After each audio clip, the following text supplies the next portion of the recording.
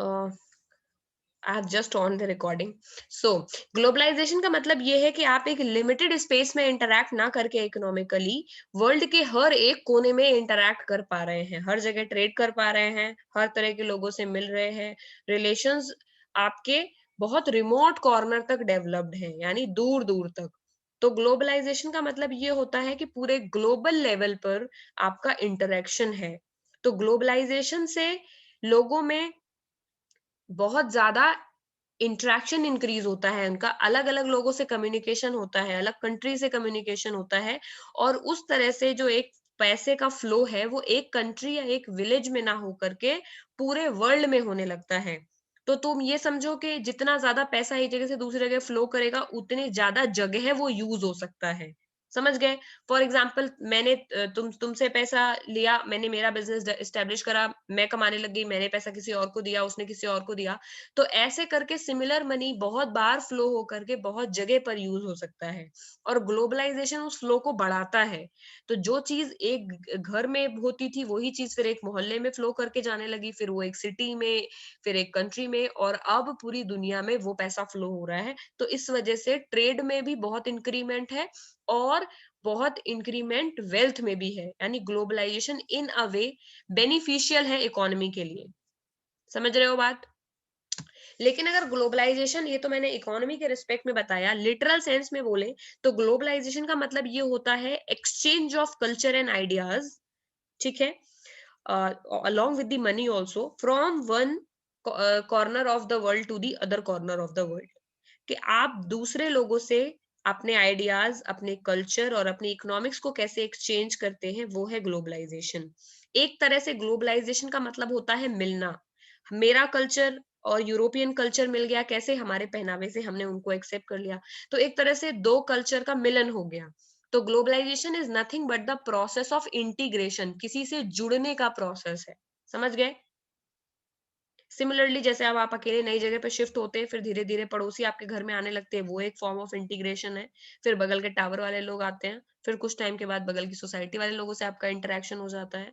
तो it is a process जिसमें लोग जुड़ते जाते हैं और एक नया कल्चर या एक्सचेंज ऑफ आइडियाज, मनी और कल्चर देखने को मिलता है। ये बहुत बड़ा कॉन्सेप्ट है। क्यों? क्योंकि ऑब्वियसली इंटरनेशनल कल्चर पे डील करता है, ये कॉन्सेप्ट इतना बड़ा है जिसमें कि सारी कंट्रीज, उनके फॉरेन ट्रेड, उनके इन्वेस्टमेंट, उनका कल्चर, उनका क्विजीन, उनका खाना पीना, ये सब कुछ तो ग्लोबलाइजेशन है। अगर ग्लोबलाइजेशन नहीं होता, क्योंकि ग्लोबलाइजेशन का मतलब है प्रोसेस ऑफ इंटीग्रेशन, अगर ग्लोबलाइजेशन नहीं होता तो तुम्हें कभी भी किसी दूसरी कंट्री के बारे में कुछ पता नहीं चलता। It is because of the globalization that we get to know so many people around the corner, जहां हम रहते हैं उससे डिफरेंट तरह के लोगों को हम जानते हैं। तो ग्लोबलाइज, तो वो हर चीज जो तुम्हें दूर बैठे इंसान के बारे में जानने में हेल्प करती है, किसी दूसरे कल्चर के बारे में जानने में हेल्प करती है, या किसी दूसरी इकोनॉमी में पार्टिसिपेट करने में हेल्प करती है, वो सारी ही चीजें ग्लोबलाइजेशन को बढ़ावा दे रही हैं। For example internet, Snapchat, Insta, net banking, air travel, whatever you say, banking, investments, foreign investments, share markets, so everything that is providing a way for you to get integrated with the other people around the corner of the world is a participant of globalization। Simple सी बात, ठीक है? अगर हम globalisation का economy के respect में बात करें तो हम बहुत इजीली समझ सकते हैं मल्टीनेशनल कंपनीज के बारे में। मल्टीनेशनल कंपनीज ग्लोबलाइजेशन की ही देन है। मल्टीनेशनल कंपनी मतलब ऐसी कंपनी जो एक से ज्यादा कंट्रीज में प्रेजेंट है। तो सेम कंपनी के जो वर्कर हैं वो इंडियन भी हो सकते हैं, अमेरिकन भी हो सकते हैं, और इस तरह से वो कंपनी किसी एक कंट्री में प्रेजेंट ना होकर के बहुत सारी कंट्रीज में प्रेजेंट है, और बहुत सारी कंट्रीज की इकोनॉमी को कनेक्ट किए हुए है। समझ गए? तो जैसे एमएनसी है उसी तरह बहुत तरह के रोल लोग प्ले करते हैं। जैसे कि ग्लोबलाइजेशन की वजह से इंडिया में पढ़ने वाले लोग यूएस जाके डॉक्टर बन जाते हैं, यूएस में एजुकेशन लेकर के वापस इंडिया आ जाते हैं। तो this is all a process of globalization, जिसमें आपकी नॉलेज का, आपके पैसे का और आपके कल्चर का एक्सचेंज हो जाता है, और आप दूसरों की कुछ चीजें अपना लेते हैं, कुछ चीजें उन्हें दे देते हैं। समझ गए? आइडिया क्या है? आइडिया यही है, छोटी मार्केट में छोटा बिजनेस, उससे बड़ी मार्केट में और बिजनेस की पॉसिबिलिटीज हैं। अगर पूरे वर्ल्ड की मार्केट इंटीग्रेट हो जाएगी तो बिजनेस की और अपॉर्चुनिटीज बढ़ जाएंगी। That is the whole idea behind the globalization. ठीक है, ग्लोबलाइजेशन से हमें यानी कंज्यूमर को क्या फायदा है? कंज्यूमर को फायदा ये है कि ग्लोबलाइजेशन कंज्यूमर की चॉइस बढ़ाता है। फॉर एग्जाम्पल, मेरे पास, मैं केवल मेरी कंट्री किसी और कंट्री से बात नहीं करती, मेरी कंट्री के लोगों को किसी और कंट्री के लोगों के बारे में पता नहीं है, तो मेरी कंट्री में जो चीज मिलती है मेरे पास ऑप्शन है, मैं केवल वो ही खरीद सकती हूँ, क्योंकि मेरी कंट्री किसी और कंट्री से कोई चीज इंपोर्ट भी नहीं करती, यानी लेती भी नहीं है। बट प्रेजेंट डे ऐसा नहीं है। थाईलैंड में बने हुए कपड़े, बांग्लादेश में बने हुए कपड़े, यूएस, यूके, हर जगह बने हुए कपड़े, ब्रांडेड कपड़े इंडिया में मिलते हैं। So you have wide variety of choices कि आप कुछ भी खरीद सकते हैं and you will get it. क्यों? Because of the globalization. Globalization ने ही ये एनहांस किया है कि एक कंट्री एक कंपनी की एक कंट्री की कंपनी किसी दूसरी कंट्री में जाकर के चीजें बेच सकती है अपनी। ऑब्वियसली तो कंज्यूमर की तो चॉइसेस बढ़ाता है globalization, number of services that you can access, it widens your area. उसके अलावा चॉइसेस के साथ साथ ये आपकी नॉलेज बढ़ाता है। नॉलेज क्यों बढ़ाता है? You not only know about the subjects और the ideas that are developed in your country. For example, कोई कंट्री है जो कि मेडिकल फील्ड में बहुत अच्छी है, लेकिन उस कंट्री में मतलब इंजीनियर्स उतने ज्यादा उस कंट्री में नहीं है, या इंजीनियरिंग स्टडीज उतनी अच्छी नहीं होती उस कंट्री में। कोई कंट्री है जहां पर मार्शल आर्ट बहुत अच्छे सिखाए जाते हैं, या फिर वेपन इंडस्ट्री बहुत अच्छी काम करती है, लेकिन उस वहां पर साइंटिफिक या फिर रिसर्च की कोई इंडस्ट्री नहीं है। बट बच्चे का मन है रिसर्च में काम करने का, तो he can move out to other country. तो आपके काम करने के स्कोप को भी बढ़ाता है। चॉइसेस के साथ साथ आपके काम करने के स्कोप को, आपकी लर्निंग के स्कोप को भी ग्लोबलाइजेशन बढ़ाता है। आप अराउंड द कॉर्नर वर्ल्ड कहीं पर भी कोई भी सब्जेक्ट चूज करके वहां पर जॉब भी कर सकते हैं और वो सब्जेक्ट पढ़ भी सकते हैं। ठीक है, उसके अलावा ग्लोबलाइजेशन एक तरीका है जिससे एक जगह पे अगर ज्यादा लेबर प्रेजेंट है, दूसरी जगह पे लोग कम है, तो ग्लोबलाइजेशन के थ्रू लोग माइग्रेट करके भी दूसरी जगहों पर जा सकते हैं। ठीक है, 1 second, I have to plug in charger.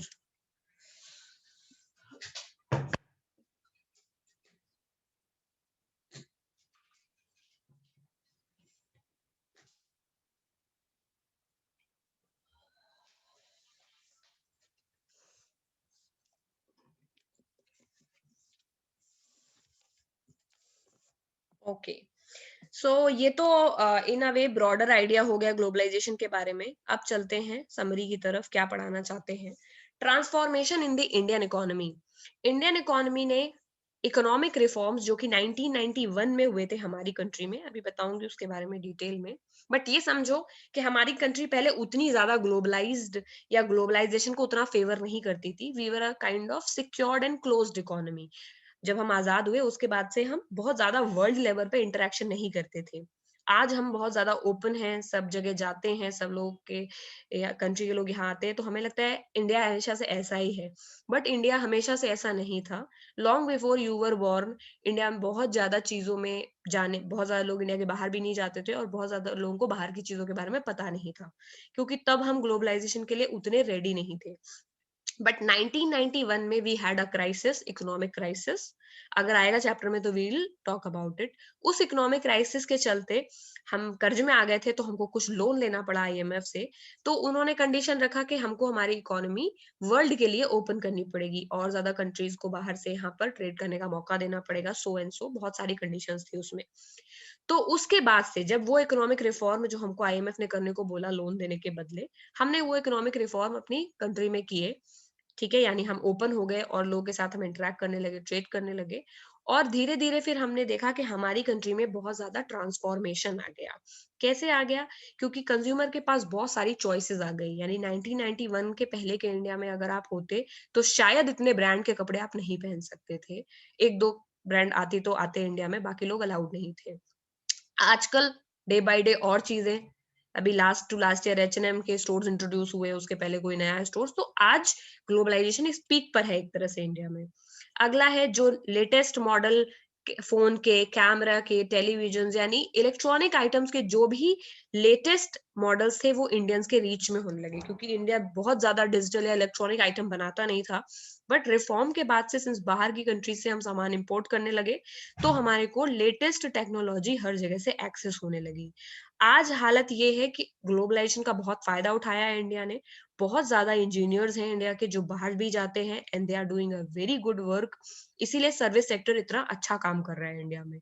India आजकल हर वर्ल्ड की हर कार कंपनी के की कार इंडिया में प्रेजेंट है। वर्ल्ड की हर कंपनी के ऑलमोस्ट सारे ही आपको मैन्युफैक्चर्ड आइटम्स यहाँ पर मिल जाएंगे।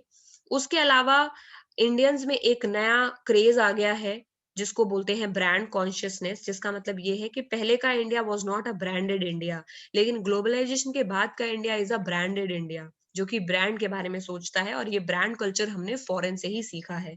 हमारा पर्सनल कल्चर ब्रांड का कल्चर नहीं है। तो अब ब्रांडेड शर्ट, टॉयज, फूड, हम सारी चीजें ब्रांडेड या रेडीमेड खरीदते हैं। तो वो हमने अपने अंदर ये चेंज लाया है। तो आज का जो इंडिया आप देख रहे हैं वो चेंज्ड इंडिया है। इंफ्रास्ट्रक्चर में भी चेंज्ड है कि पहले इतने क्या बोलते हैं, बड़े बड़े अपार्टमेंट्स नहीं होते थे, इतनी लंबी बिल्डिंग्स नहीं होती थी, और इस तरह की सोसाइटीज नहीं होती थी इंडिया में। ये कल्चर भी, अपार्टमेंट कल्चर भी हमने धीरे धीरे ग्लोबलाइजेशन से ही सीखा है। पहले तो इंडिविजुअल हाउस होल्ड का कल्चर था। सो हम ये एवरीथिंग। कह सकते हैं ग्लोबलाइजेशन हेल्प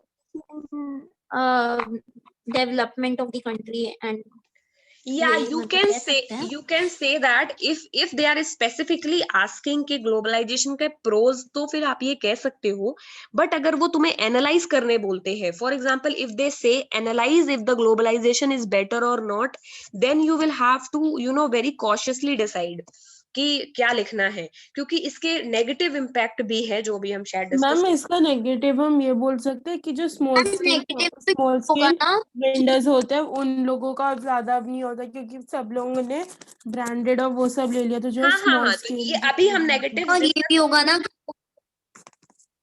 हाँ मैम बेटा। ये होगा क्या कि लोग अपना कल्चर भूल रहे हैं बाहर के हाँ, कल्चर ये को भी है, अपनाने के लिए। ये भी है। अभी हमने नेगेटिव डिस्कस नहीं किया, अभी तो हम केवल ग्लोबलाइजेशन टॉपिक्स की बात कर रहे हैं। लेकिन पॉजिटिव में जो आपने बोला वो ठीक है। अभी हम नेगेटिव डिस्कस करेंगे तो ये देखेंगे कि क्या कमी है। ठीक है। अब ट्रांसफॉर्मेशन के रीजन क्या है कि इंडियन इकोनॉमी अगर इतनी चेंज हुई है, हमने चेंज तो नोटिस कर लिया और चेंज का रीजन भी नोटिस कर लिया, ग्लोबलाइजेशन के बारे में भी जान लिया क्या होता है। अब देखेंगे कि अगर इंडियन इकोनॉमी चेंज हुई है तो उसके रीजन क्या है। उसके रीजन ये है कि पहले के टाइम में अगर आप बात करें 100 साल तक, तो जो भी प्रोडक्शन होता था किसी भी कंट्री का, वो कंट्री के अंदर ही होता था। ठीक है। आप कंट्री केवल रॉ मटेरियल इंपोर्ट करती थी कभी, और फिनिश्ड जो उसके गुड्स होते थे उसको वो केवल रॉ मटेरियल और फिनिश्ड गुड्स को वो इंपोर्ट करते थे या एक्सपोर्ट करते थे। यानी या तो हम डायरेक्टली शर्ट इंपोर्ट करते थे या कॉटन इंपोर्ट करते थे। लेकिन जैसे जैसे मल्टीनेशनल कंपनीज आने लग गई हैं, तो उस उन्होंने एक अलग कल्चर डेवलप कर दिया है। जैसे कि वो क्या करती हैं, बहुत सारी कंट्रीज में अपने प्रोडक्शन फर्म लगा देती हैं, और इसीलिए उनको मल्टीनेशनल कंपनी कहते हैं। पहले के टाइम में प्रोडक्शन एक ही कंट्री में होता था, क्योंकि एमएनसी नया कॉन्सेप्ट है कि प्रोडक्शन ढेर सारी एमएनसी का मतलब क्या हुआ कि वो कंपनी ढेर सारे कंट्रीज में एग्जिस्ट करती है। समझ गए। उसके बाद वो लोग अपनी ऑफिस वगैरह एक ही जगह पर रखते थे लोकल, और फिर वो उस आइटम को बेचते थे दूसरे पे जाकर के। तो इस तरह से क्या होता था कि बहुत सारी टेक्नोलॉजीज पता नहीं चलती थी। फॉर एग्जाम्पल 200 साल पहले के अगर अमेरिका की बात करें, तो वो जो भी चीजें बनाते होंगे अगर वो इंडिया एक्सपोर्ट करते होंगे, तो उन्होंने अपना कोई मैन्युफैक्चरिंग सेंटर इंडिया में नहीं खोला होगा। वो सीधे वहां से सामान लाते होंगे, यहाँ एक्सपोर्ट करते होंगे और हम खरीद के पहन लेते होंगे। ग्लोबलाइजेशन तो हमेशा से ही था, भले ही थोड़े लेवल पे था, आज के जितना नहीं था। पर हम सामान तो हमेशा से ही इंपोर्ट करते थे। ब्रिटिशर्स के टाइम पे भी बहुत सामान बाहर से इंपोर्ट करते थे। उसके पहले हमारे राजा लोग भी बहुत सामान बाहर से इंपोर्ट करते थे। है बात कि नहीं? ईरान से हॉर्सेस लाते थे वो लोग, तो वो भी तो ग्लोबलाइजेशन है।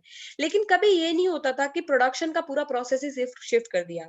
आज का नया ग्लोबलाइजेशन क्या है कि यूएस की बहुत सारी कंपनीज ने अपना प्रोडक्शन सेंटर चाइना में खोल रखा है। समझ गए।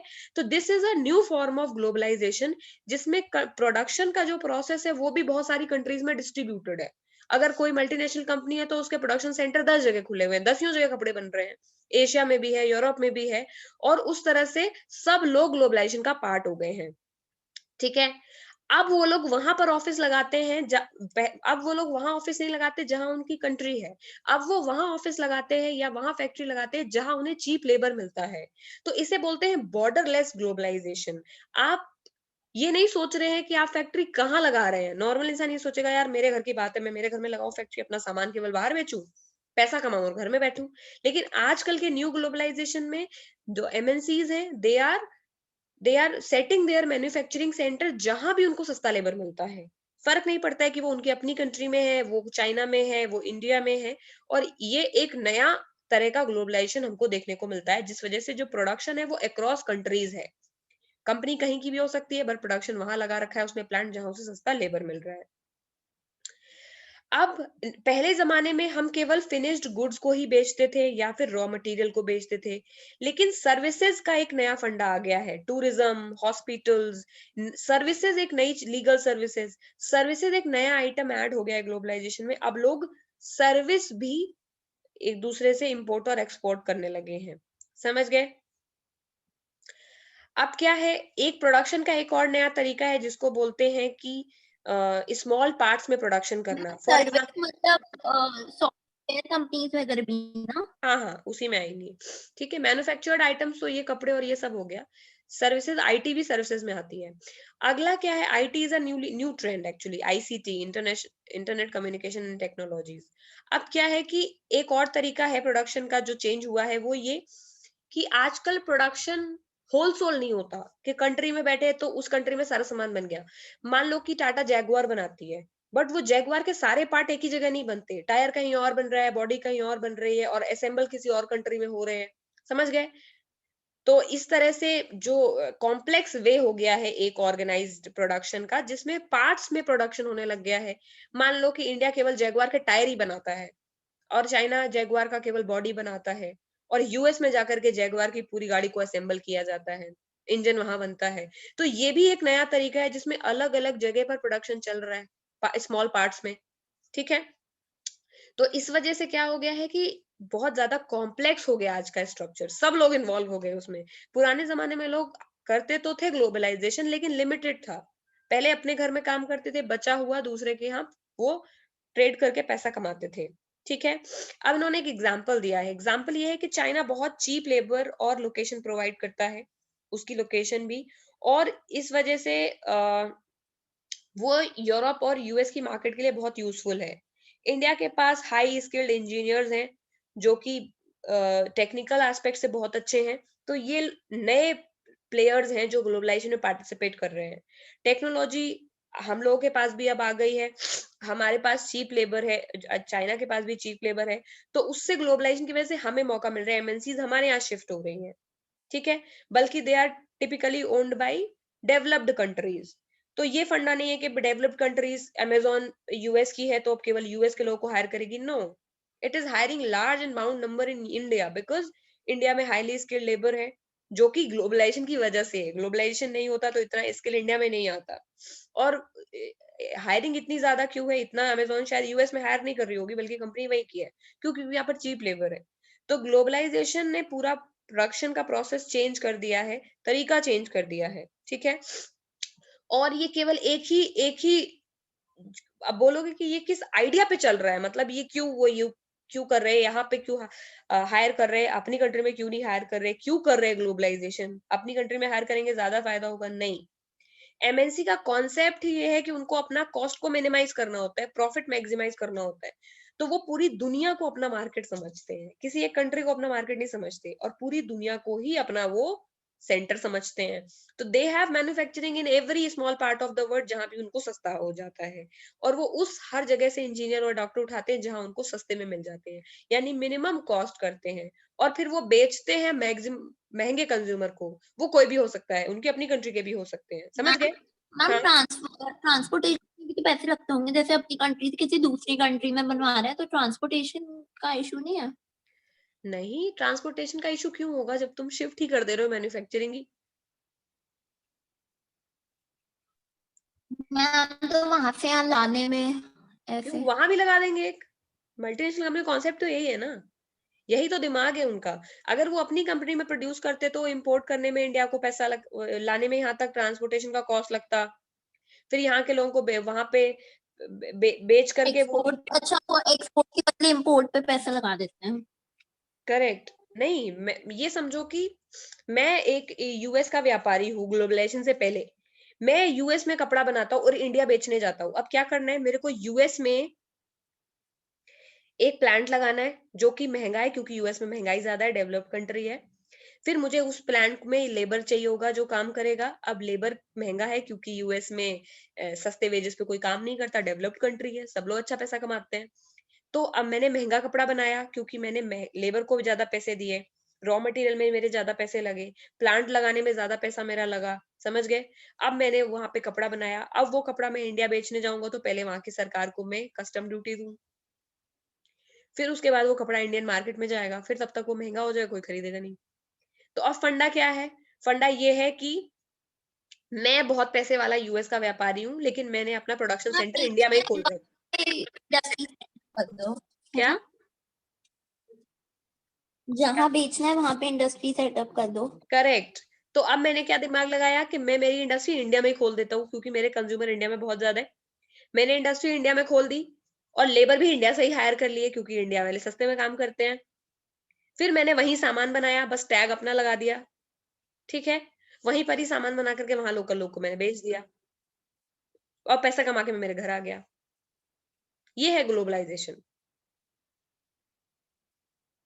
और ग्लोबलाइजेशन ही आपको परमिट करता है कि आप अक्रॉस द बॉर्डर कहीं भी ट्रेड कर सको। बिफोर ग्लोबलाइजेशन ये आप वर्ल्ड के किसी भी कोने में नहीं कर सकते थे, जो मैंने अभी एग्जांपल दिया। But now with the help of globalization सारी कंट्री चाहती है कि बाहर के अमीर लोग आके हमारी कंट्री में प्रोडक्शन करे, ताकि हमारे यहाँ के लोगों को नौकरी मिले, समझ गए।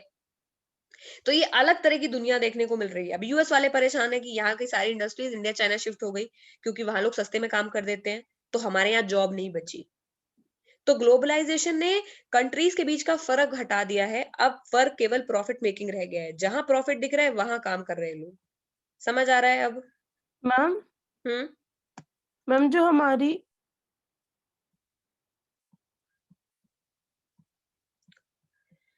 ओके। तो अब क्या करते हैं कि कौन सी ऐसी चीजें मैम हैं। हाँ बोलो। प्रोवाइड कर आता है। आवाज क्लियर नहीं मैम आ रही इंडिया यार। चीप लेबर इसलिए प्रोवाइड करता है ना क्योंकि population. Correct. India cheap labour इसलिए प्रोवाइड करता है क्योंकि इंडिया में अनएम्प्लॉयमेंट बहुत ज्यादा है, लोगों के पास काम नहीं है, तो लोग सस्ते में भी करेंगे। और यूएस में लोग सस्ते में इसीलिए नहीं करते थे पहले, क्योंकि उनके पास बहुत काम होता था, मतलब उनको इजिली जॉब मिल जाती थी। तो इकोनॉमी जैसे चलने लगती है, जैसे उसी हिसाब से इकोनॉमी में इन्फ्लेशन आ जाती है। अब कल के टाइम में अगर इंडिया में ही सब लोग काम करने लग जाएंगे और यूएस में कोई अनएम्प्लॉयमेंट बढ़ जाएगा, तो लोग वहां भी सस्ते में काम करेंगे। तो इस फिर क्या करेगी एमएनसी, वहां से उठा के अपने घर में प्लांट शिफ्ट कर देगी। उसको तो पैसा कमाना है ना। तो globalization is more profit oriented. उसका नेशनलिज्म और इन सब की चीजों से, क्या हमारी कंट्री में ही हमें वहीं लगाए, कोई कनेक्शन नहीं है। It is all about more integration with the other economies and generating more profit. हाँ। एमएनसी का full form. Multinational company. Okay हाँ। तो मल्टीनेशनल मैम कंपनी। मेरा डिस्कनेक्ट हो गया था तब। हाँ पूछो। मैम मैं कह रही थी कि जो कस्टम ड्यूटीज होती है कंट्री की, जो ज्यादा डेवलप्ड कंट्री होती है उनकी कस्टम ड्यूटी ज्यादा होगी कि कम होगी? मैं समझी नहीं, कस्टम ड्यूटी का उससे कनेक्शन है ना, तो गवर्नमेंट की पॉलिसी है, तो जिस कंट्री में जाओगे उसकी गवर्नमेंट जितनी कस्टम ड्यूटी लगा रखी होगी वो पे करनी होगी ना।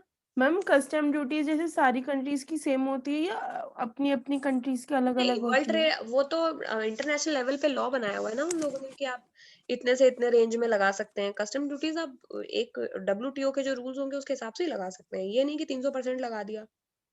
तो वो तो एग्रीड होता है ना बिटवीन द नेशन, क्योंकि सबको ट्रेड करना है। तो ट्रेड करने में आपको किसी और के साथ भेदभाव नहीं कर सकते, तो एक रेंज होता है, उस रेंज में आप कस्टम ड्यूटी लगा सकते हैं। अगर आपने अपने यहाँ बहुत ज्यादा कस्टम ड्यूटीज लगा रखी हैं, तो आपके यहाँ सामान इंपोर्ट करने में लोगों को दिक्कत हो रही है, तो फिर बाकी जो कंट्रीज है वो फिर आपकी शिकायत कर देंगी डब्ल्यूटीओ में जाके। Yes ma'am. तो ये तो चलता रहता है, यही तो दिक्कत है। इसी चक्कर में तो बहुत बार देखते हो तुम लोग कि यूएस और चाइना की लड़ाई होने लग जाती है ट्रेड की वजह से, क्योंकि यूएस चाइना कुछ ऐसे रिस्ट्रिक्शंस लगाता है, उसकी वजह से यूएस का सामान वहां इंपोर्ट नहीं होता है। और बहुत सारी चीजों में चाइना क्या करता है, अपनी करेंसी को डीवैल्यू कर देता है, तो उसका सामान सस्ता बिकने लगता है, तो लोग खरीदने लगते हैं। तो ये सब तो लोग करते हैं, मतलब घपलेबाजी। बट समझो there is a proper rule and code of conduct for conducting business. ऐसे आप हल्के में नहीं ले सकते ना वर्ल्ड को, कि आप अपने यहाँ पे महंगा कर दे रहे तो सामान कस्टम ड्यूटी ज्यादा लगा दे रहे, तो दूसरे का सामान महंगा हो जा रहा है मार्केट में, तो उसका बिक नहीं रहा, और अपना आप सस्ता करके कहीं भी बेच रहे हैं, करते हैं। ज्यादा बढ़ रहा है यूएसए, क्या बेटा? चाइना मार्केट में ज्यादा बढ़ रहा है या यूएसए? बढ़ रहा है या बढ़ चुका है, क्या सवाल है?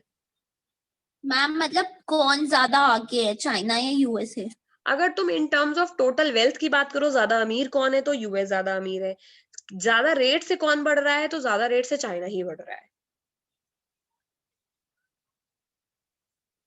मतलब डेवलपिंग मैम और सारे। चाइना के प्रोडक्ट्स भी ज्यादा बिकते हैं यूएस से। यस, चाइना के बहुत सारे ब्रांड हैं जो अब इंटरनेशनली compete कर रहे हैं, जैसे क्या बोलते हैं, अलीबाबा है चाइना का, जो कि बहुत बड़ा लार्जेस्ट बिजनेस है, तो वो अमेजोन को टक्कर दे रहा है, ई कॉमर्स साइट है।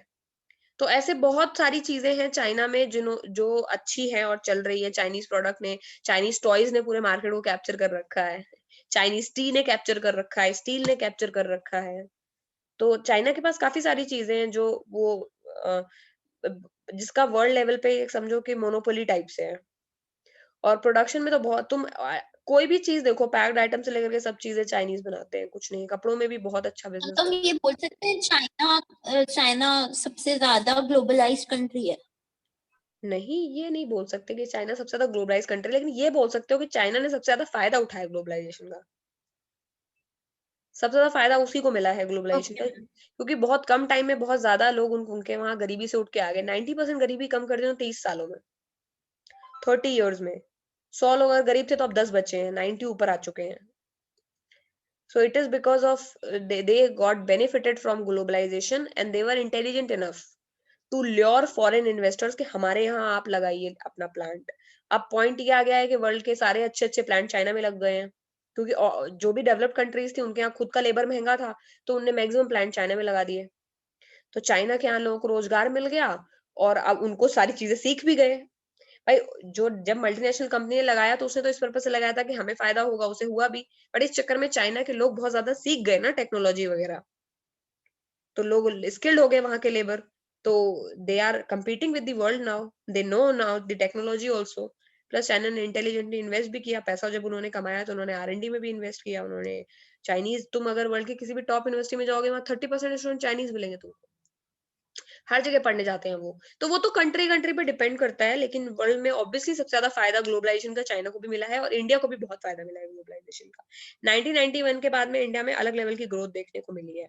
ठीक है, चलो अब सेकंड पॉइंट डिस्कस ये करते हैं कि एमएनसीज किस तरीके से जो है वो ग्लोबलाइजेशन में पार्टिसिपेट करती हैं। तो जब जब भी किसी फॉरेन कंट्री में एमएनसी अपना प्रोडक्शन यूनिट लगाती है, तो वो क्या करते हैं, वहां पर एसेट खरीदते हैं, जैसे कि लैंड खरीदते हैं, बिल्डिंग मशीन और बहुत सारे इक्विपमेंट खरीदते हैं प्रोडक्शन यूनिट को लगाने के लिए। ठीक है, और इन सबको खरीदने में जो पैसा वो लगाते हैं उसको बोलते हैं फॉरेन डायरेक्ट इन्वेस्टमेंट, एफडीआई। तो अगर आपकी कंट्री में एफडीआई बहुत ज्यादा आ रहा है, यानी बाहर की कंट्री आपके यहाँ इन्वेस्ट करने में बहुत ज्यादा इंटरेस्टेड है, और आपके यहाँ वो अपनी मैन्युफैक्चरिंग इंडस्ट्रीज लगाने में फेमस है, यार मतलब इंटरेस्टेड है। तो अगर बोले कि इंडिया का एफडीआई बढ़ रहा है, मतलब बहुत सारी फॉरेन कंट्रीज इंडिया के साथ बिजनेस करने को, प्लांट लगाने को, इन्वेस्ट करने को रेडी है। फोर्ड मोटर अमेरिकन कंपनी है, जो कि वर्ल्ड की लार्जेस्ट ऑटोमोबाइल मैन्युफैक्चरर है, जो कि 26 कंट्रीज में प्रोडक्शन करती है। तो ये है रियल एमएनसी, 26 कंट्रीज में उसका प्रोडक्शन चलता है। इंडिया में 1995 में उन्होंने बहुत बड़ा प्लांट लगाया था चेन्नई में। तो फोर्ड की जो कार्स होती हैं, सबको लगता है यूएस से चल के आ रही होंगी, लेकिन फोर्ड की कार बनती इंडिया में ही है और मिलती भी इंडिया में ही है। तो ये एक फायदा है ग्लोबलाइजेशन का, कि आपको दूसरे का ब्रांड इजिली मिल जाता है, आपके घर में सेटअप हो जाता है, तो आपके लोगों को नौकरी भी मिल जाती है। अब उसके अलावा एक और तरीका है एफडीआई के अलावा, कभी कभी एमएनसी क्या करती है, जिस कंट्री में वो सेटअप करने जाती है वहां की लोकल कंपनी को पकड़ लेते हैं और उसके साथ में जॉइंट वेंचर कर लेते हैं। फॉर एग्जाम्पल, यहाँ पर अंबानी है और वहाँ अमेजोन है, और अमेजोन और अंबानी की अभी एक डील हुई थी जो कि आई थिंक डिस्प्यूट पे पड़ गई। बट इसको क्या बोलेंगे, इसको पार्टनरशिप बोलेंगे, कि जिस भी कंट्री में आप जा रहे हैं वहां पर आप वहां के लोकल लोगों के साथ डील कर लेते हैं और उनके साथ मिलके बिजनेस करते हैं। उससे बेनिफिट क्या होता है कि आपको एडिशनल इन्वेस्टमेंट भी मिल जाती है, और यहाँ लोकल लोगों को क्या बेनिफिट होता है कि जो एमएनसी बाहर से आ रही है वो अपनी टेक्नोलॉजी हमारे साथ शेयर करेगी, तो हमें भी सीखने को मिलेगा। बहुत बार एमएनसी क्या करती है, जिस जगह जाती है वहां की लोकल कंपनी को टेक ओवर कर लेती है। जैसे अभी फेसबुक ने व्हाट्सएप को खरीद लिया। तो आई डोंट नो कि वो दोनों कौन-कौन सी कंट्री के हैं, फेसबुक तो अमेरिकन है, व्हाट्सएप कौन सी कंट्री का पता नहीं। बट उसने उसको कैप्चर कर लिया, तो बहुत बार लोकल कंपनी भी होती है और मार्केट अपना बचाने के लिए बड़ी कंपनी जो होती है, एमएनसी होती है, वो लोकल कंपनी को कैप्चर कर लेती है। फॉर एग्जांपल टीसीएस है, वो इंडिया की कंपनी है। अब वो अमेज़न को कल यूएस में जाए और वहां जाकर के मान लो अमेज़न इतनी छोटी होती कि वो उसको टेक ओवर कर लेती। तो टेक ओवर करने से क्या फ़ायदा होता? अगर मान लो आज से 10 साल पहले ही टीसीएस अमेज़न को टेक ओवर कर लेती, तो क्या लगता है, आज अमेज़न का जितना पैसा है वो सब भी टीसीएस के पास होता? क्योंकि अमेज़न बहुत जल्दी बढ़ गई, तो जो बड़ी कंपनीज़ होती हैं वो छोटी कंपनी को टेक ओवर ही इसलिए करती है ताकि आगे जाकर के छोटी कंपनी बड़ी ना हो जाए और उनका बिज़नेस ना हड़प ले। तो अगर कोई अमेज़न के बर्डिंग स्टेट में ही अमेज़न को टेक ओवर कर लेता, तो आज अमेज़न इतनी बड़ी कंपनी होती ही नहीं। तो एमएनसीज़ के पास ये भी तरीका रहता है कि वो बाय आउट कर लेते हैं लोकल कंपनीज़ को, किसी के साथ मर्जर कर लेते हैं, किसी को टेक ओवर कर लेते हैं। और उसके अलावा एक और लास्ट तरीका ये है कि वो क्या करते हैं, लोकल कंपनी है उनको ऑर्डर या कॉन्ट्रैक्ट दे देते हैं। तो ये तो सारे तरीके हैं कि किस तरह से एमएनसी ऑपरेट करती है। तो एमएनसी जिस भी जगह जाती है वहां पे किसी मान लो फोर्ड है, वो कार बनाता है, लेकिन इंडिया में कोई एक बहुत बड़ी कंपनी है टाटा जो टायर अच्छे बनाती है। तो फोर्ड ने टाटा वाले को सारे अपने टायर का कॉन्ट्रैक्ट दे दिया कि हम अपनी गाड़ियां बनाते हैं लेकिन टायर हम आपसे लेंगे। तो लोकल कंपनी से भी आप सप्लाई ले सकते हैं, तो ये भी करती है एमएनसी। तो बहुत सारे तरीके हैं जिस तरह से एमएनसी किसी भी कंट्री में जाकर के ऑपरेट करती है। ठीक है। Foreign trade and integration of market, ये थर्ड पॉइंट है इस बात का कि ग्लोबलाइजेशन के रीजन क्या है। पहला तो प्रोडक्शन कंट्रीज के अक्रॉस हो गया है, दूसरा इंटरलिंकिंग हो गई है अक्रॉस, और तीसरा है foreign trade and integration of market. इसमें ज्यादा कुछ आई थिंक है ही नहीं। फॉरेन ट्रेड से क्या होता है कि फॉरेन ट्रेड, अभी ये मैंने पूरा ऑलरेडी डिस्कस कर दिया है। फॉरेन ट्रेड और इंटीग्रेशन ऑफ मार्केट का मतलब है कि सारी कंट्रीज के मार्केट को आपने इंटीग्रेट कर दिया है। अब आपके पास में एक कंट्री के कंज्यूमर नहीं है, आपके पास 200 कंट्री के कंज्यूमर है, अपना मार्केट कहीं भी बेच, अपना सामान कहीं भी बेच सकते हैं। उससे क्या होगा, आपका केवल डोमेस्टिक मार्केट से निकल करके पूरी कंट्री, पूरी वर्ल्ड में कहीं भी अपना सामान बेचेंगे, तो आपके पास ऑप्शन बढ़ गए ज्यादा। उससे क्या होगा, अगर आपका सामान फेमस होता गया तो आप और प्रोड्यूस करेंगे और बेचेंगे, क्योंकि पूरे वर्ल्ड में कंज्यूमर्स की कोई कमी तो है नहीं। ट्रेड ज्यादा होता है तो लोग एक जगह से दूसरी जगह ट्रेवल करते हैं, वही बात है कि लोगों की चॉइस बढ़ जाती है। और बस कुछ नहीं है, मतलब एक जगह के लोगों को दूसरे की जगह के लोगों के साथ कॉम्पीट करने का मौका मिलेगा। फॉर एग्जाम्पल, अगर अमेज़न कल अपना सिम निकाल दे, तो अमेज़न आकर के अंबानी के जियो के साथ कॉम्पीट कर सकता है। तो आपको मौका मिलता है कि आप केवल सुपीरियॉरिटी अपने ही कंट्री में ना दिखाएं, पूरे वर्ल्ड लेवल पे अगर भी आप सुपीरियॉरिटी दिखा सकते हैं। ठीक है। तो बहुत सारे अमेरिकन ब्रांड्स हैं, माइकल कॉर्स हो गया, तो ये सारे और स्विस वॉचेस हो गए, तो स्विस स्विस वॉचेस पूरे वर्ल्ड पे अपना डोमिनेशन रखे हुए लोग मैक्सिमम वही रोलेक्स वगैरह वही पहनते हैं। क्यों पहनते हैं? क्योंकि वो ब्रांड इंटरनेशनल क्रिएट हो गई है। तो ग्लोबलाइजेशन आपको हेल्प करता है कि आपका प्रोडक्ट अगर बहुत अच्छा है, तो आपकी अपनी ही मार्केट में नहीं पूरे वर्ल्ड में डोमिनेट करेगा वो, और पूरे वर्ल्ड के लोग पसंद करेंगे उसको पहनना। ठीक है। तो एक तरह से लोकल ब्रांड से या नेशनल ब्रांड से इंटरनेशनल ब्रांड का सफर फॉरेन ट्रेड या इन्वेस्टमेंट इंटीग्रेशन से शुरू हो सकता है। हाँ, मतलब जैसे फॉरएवर 21 वगैरह ना, क्या बेटा? फॉरएवर 21, गुची, ये सब है ना। हाँ हाँ, यही यही फंडा है। ग्लोबलाइजेशन क्यों करेंगे? ज्यादा पैसा कमाना है, ज्यादा फेमस होना है, बस यही यही फंडा है बिहाइंड। और ज्यादा पैसा कैसे कमाएंगे? तरीके बहुत हैं, जहां चीप लेबर मिलता है वहीं इंडस्ट्री लगा दो। तो आइडिया तो बहुत अच्छा है, इसीलिए सक्सेसफुल भी है। ठीक है। तो फॉरेन ट्रेड से क्या होता है, मार्केट कनेक्ट हो जाती है, बार बार यही बात कर रहे हैं। तो अब एग्जाम्पल वही है कि इंडियन के बायर्स को टॉयज अगर खरीदने हैं तो बहुत सारे ऑप्शन है। इंडियन टॉयज खरीद लो, चाइनीज टॉयज खरीद लो, बांग्लादेशी टॉयज खरीद लो, कोरियन टॉयज खरीद लो, इतने ऑप्शन है, कोई भी टॉयज खरीद लो। ठीक है। तो जिसका ज्यादा चीपर प्राइस होगा उसका सरवाइव कर जाएगा। तो उसमें ये कोई डिफरेंस नहीं होगा कि सरवाइव इंडियन कंपनी कर रही है या चाइनीज कंपनी कर रही है, वो कंपनी सरवाइव मैम करेगी जो मेरा एक सस्ता डाउट है। बेचेगी। हाँ पूछो। मैम अगर उसको फेम कमाना हो तो मैम उसको लॉस भी थोड़ा झेलना पड़ेगा। समझे नहीं? मैम अगर चाइना को अगर थोड़ा फेम मतलब कि फेमस होना है, उसको अपना थोड़ा लॉस भी करवाना पड़ेगा जानबूझ के। क्यों? वैसे तो उसका बहुत ज्यादा लॉस ही होगा ना, अगर वो चीप प्राइस में अगर बेचा तो। चीप प्राइस पे यही तो फंडा है ग्लोबलाइजेशन का, जिसको समझना जरूरी है। एक बात ये बताओ, तुम्हारी कंपनी छोटी है, ग्लोबलाइजेशन का पार्ट नहीं है।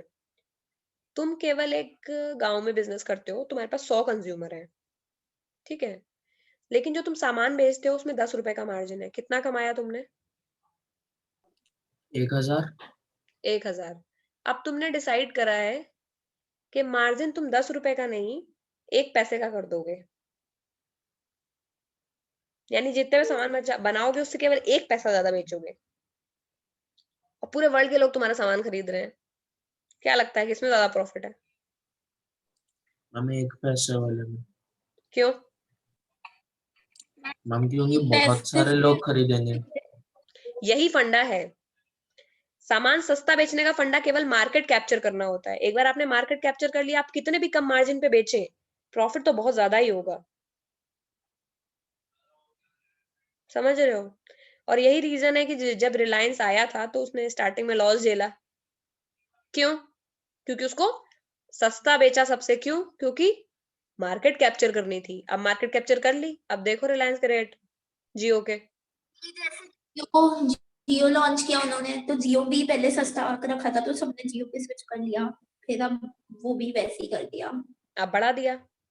तो मार्केट, लोग प्राइस कम करते हैं हमेशा कम करने के लिए नहीं, लोग प्राइस कम करते हैं मार्केट कैप्चर करने के लिए। और मार्केट कैप्चर करने के बाद में वो मोनोपोली हो जाती है। समझ गए? फॉर एग्जाम्पल, तुम बनाते हो कश्मीरी शॉल, तुमने शॉल ना मैन्युफैक्चरिंग रेट से भी, तुम्हें पास बहुत पैसा है, तुमने मैन्युफैक्चरिंग रेट से भी कम पे शॉल बेच दी है। पूरे वर्ल्ड के लोगों की, बाकी सारे के शॉल की दुकान बंद हो गई, क्योंकि किसी और से कोई खरीद नहीं रहा, सब तुम ही खरीद रहे हैं। तुम्हारी मोनोपोली हो गई। अब हालत ये है कि वर्ल्ड में तुम्हारे अलावा और कोई शॉल बनाता ही नहीं है। अब तुम शॉल, क्या लगता है 1000 रुपए में बेचोगे, लोग खरीदेंगे? खरीदेंगे? ऑप्शन ही नहीं, क्योंकि कोई और बनाता ही नहीं है। तो मोनोपोली क्रिएट की जाती है जानबूझ करके, और ये वो लोग ही ये ज्यादा करते हैं जिनके पास ज्यादा पैसा होता है, बिग फिश बोलते हैं जिनको। तो big fish always Yeats the small fish, और यही एक प्रोसेस है जिसमें जो बार बार चलता रहता है।